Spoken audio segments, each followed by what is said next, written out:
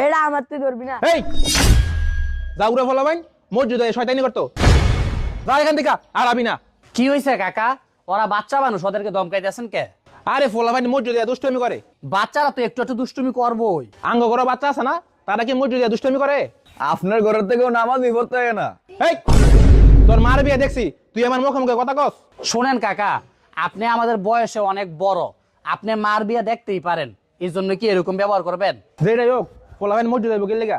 আল্লাহ রাসূল যখন মসজিদে নববীতে নামাজ পড়াইতো, অনেক সময় দেখা গেছে হাসান হোসেন ছোট বাচ্চা অবস্থায় আল্লাহ রাসূলের কান্দে এসে উঠে দিত। আল্লাহ রাসূল কিন্তু রাগারাগি করেন নাই। আর আমরা যদি এভাবে বাচ্চাদেরকে দমকায় মসজিদ থেকে বার করে দেই, ভবিষ্যৎ প্রজন্ম নামাজি হবে কিভাবে? প্রত্যেকদিন এইভাবে নামাজ পড়তে আসবা, হ্যাঁ? তাহলে মজা দেবো। এই নাও। কিরে সভাপতি সাহেব কি করতেছে? আরে ভাই জানেন না, সভাপতি সাহেব তো বাচ্চাদেরকে চকলেট দিতেছে যারা নামাজ পড়তে আসছে। আলহামদুলিল্লাহ। আচ্ছা মিশু, কত ঘটনাটা থেকে কি শিখলি? কি আর শিখমু, সভাপতি সাহেব আগে ফলাফেন্ডে দমকাইতো, আর এখন নামাজ পড়ার জন্য চকলেট দেয়।